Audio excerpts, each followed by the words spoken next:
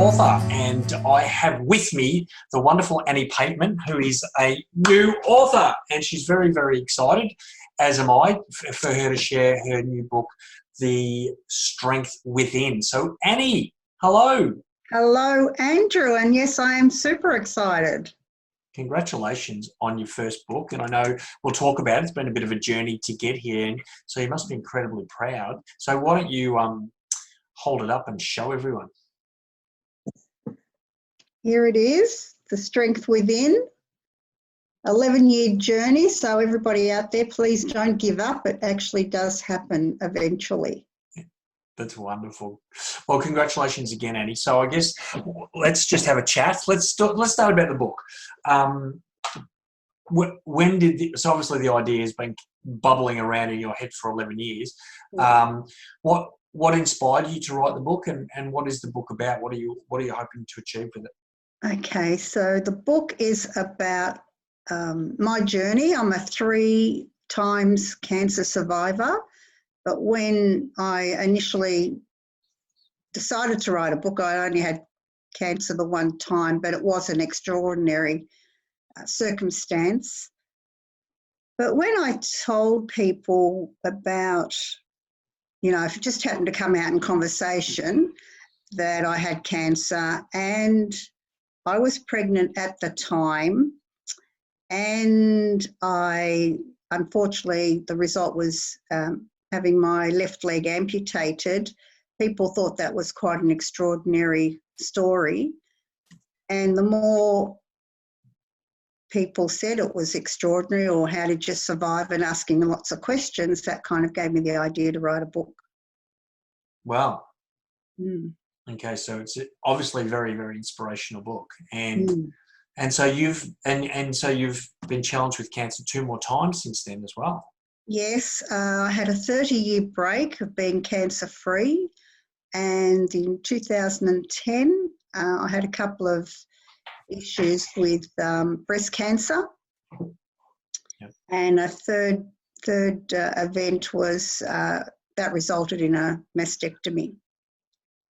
So, you kind of think, well, I've sort of been through enough already, and then, the heavens decided to just test me one more time. It was totally unrelated to my initial diagnosis. It was a totally separate cancer. Wow. So Annie, you're an amazingly inspiring lady. What gave you that strength within? I mean, what was it that got you up and fighting and surviving and thriving? Well, I never saw cancer as a death sentence.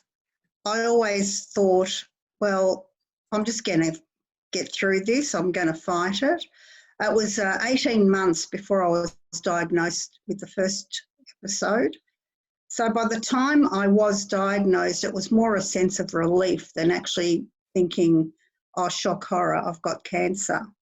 So it was more, at least I wasn't going crazy. I knew there was something wrong with me, and just no one was telling me. I went to about 10 different GPs. I'd gone to alternative therapists. I'd been to a full orthopaedic surgeon because my leg was quite painful. I had quite a sizable lump on my leg. I'd lost a lot of weight, and it was just frustrating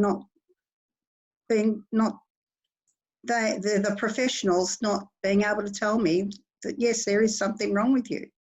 Yeah. By the time I was diagnosed, I was only 42 kilos and 6 months pregnant. Wow. So it was more a relief. And I thought, well, now I know, okay.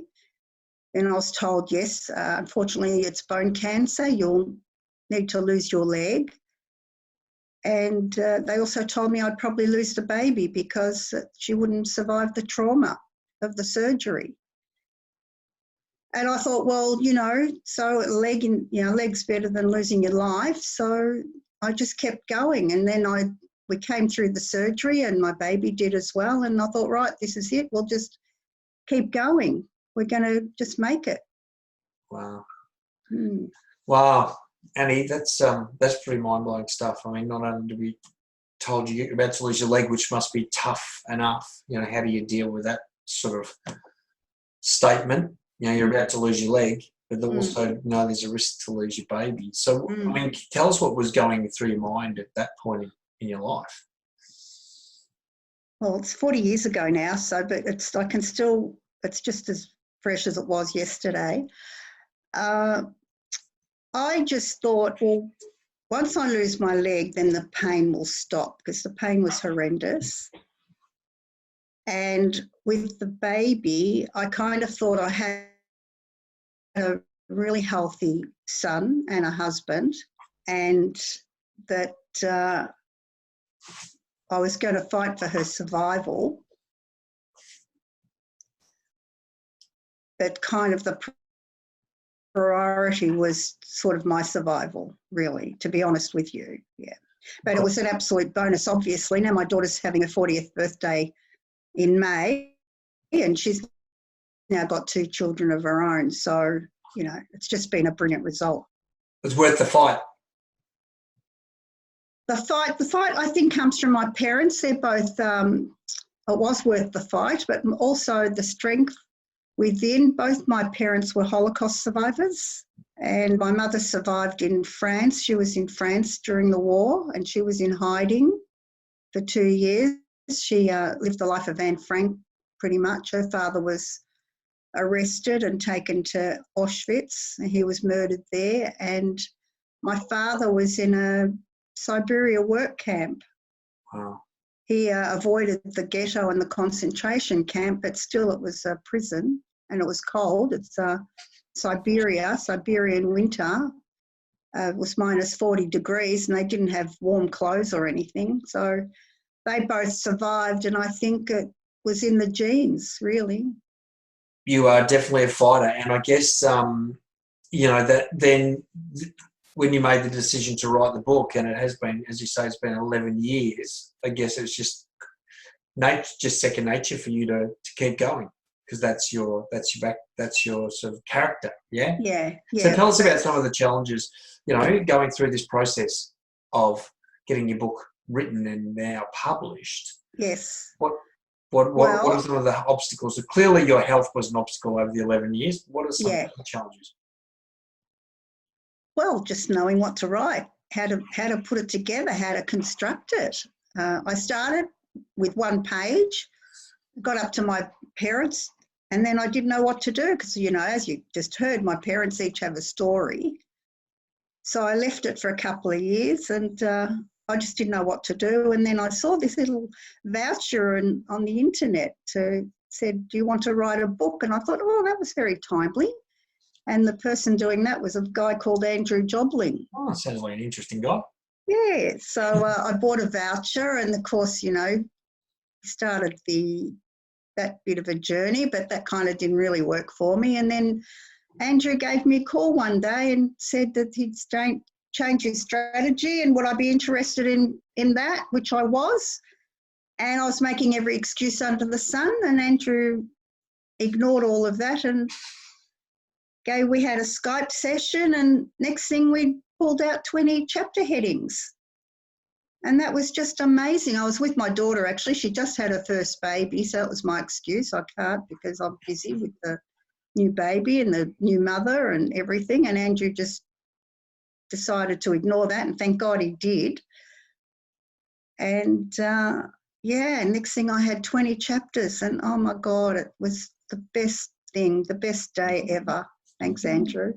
And my daughter's computer wasn't working, so I just hand wrote about 3 or 4 chapters there and there. And then on the plane home, I just kept writing, and then I got home and I just got on the computer. So I'm really, you know, grateful. I mean, Andrew, really, I'm telling everybody here, you're sitting there, but if it wasn't for Andrew, there would not have been a book. I can guarantee that. It was just fantastic. Thank you. I appreciate the compliment. But I've got a feeling, Annie, there would be a book irrespective of me, because that's your character. That's your nature, you know. So, do you know what? I know your book's going to impact lives. What would you say the key message of the book is? And I think we know, but what is your real strong message to people reading the book? Because it's not necessarily just for for cancer sufferers, or not necessarily for people going through health challenges. It's probably for anyone who's dealing with some sort of struggle in their life, which would be everyone. So what's your specific message for these people? Well, I don't dwell on the cancer in my book. What I focus on is just overcoming obstacles or any challenges that I came across, overcoming adversity. It's about hope. It's about resilience, and it's about enjoying life to the fullest, living a fully functional life. That's what my book is about. I don't dwell on the cancer. It's just get on with your life. I know for some people that could be quite difficult, but look at the positives, look at the ray of sunshine, walk towards the light at the end of the tunnel. That's what I have on the front of my book. There's the light at the end of the tunnel. And that's what I kept walking towards, that light, because I knew once I got there, things were going to be a lot better on the other side. Annie, you're an absolute inspiration. You truly are. I mean, you're an inspiration to everyone because, you know, yes, we all have circumstance in our lives, but I doubt there are many people watching this that have ever been told they're going to lose a leg. You know, you've lost both breasts or just one? One breast. So you've lost a leg and a breast, which, like, that's not just an insignificant. That's not like getting squeezing a pimple, right? That's it's not like, getting your tonsils taken out. That's a significant obstacle in your life, and your attitude's just been incredible. With one leg you can keep walking forward, and with one breast, you can still live your life. Of course you can. So that's wonderfully inspiring, Annie. So I know people are going to want to buy this book because it's going to inspire many, many people. So tell us, Annie, where do people buy your book? Well, it's on the internet, on Amazon, Book Depository, Barnes & Noble. It's also available on Kindle, if you prefer Kindle, and also my website, anniepatemanauthor.com.au, and I will sign that copy for you. Wonderful, Annie. And do you do, are you speaking to groups? Is that something you're doing or you're interested in doing? Because there may be people that might want you to come and talk for them, for a group, or... Yep, I can. I can certainly speak to a group either on the internet or in person. I've been doing public speaking for a number of years as well, so I'm quite a competent speaker. I've actually, if anyone knows anything about Toastmasters, just gained my Distinguished Toastmaster Award. Well done. Which is the highest award you can gain in Toastmasters. So that's given me a lot of confidence. So I've already done a couple of speaking stints. So yes, I'm certainly available if anyone's interested and want their audience to be inspired, I suppose, to just get on with life. Definitely. So that they would contact you through your website. So what was that? That was anniepatemanauthor.com.au. All right, terrific. Okay, Annie, it's been wonderful chatting to you, and I know your book's going to be an incredible success, and I'm sure it already, or even in the short time that it's been out, I know it's been impacting lives. Yes. So, it has. Yeah, it's been surprising.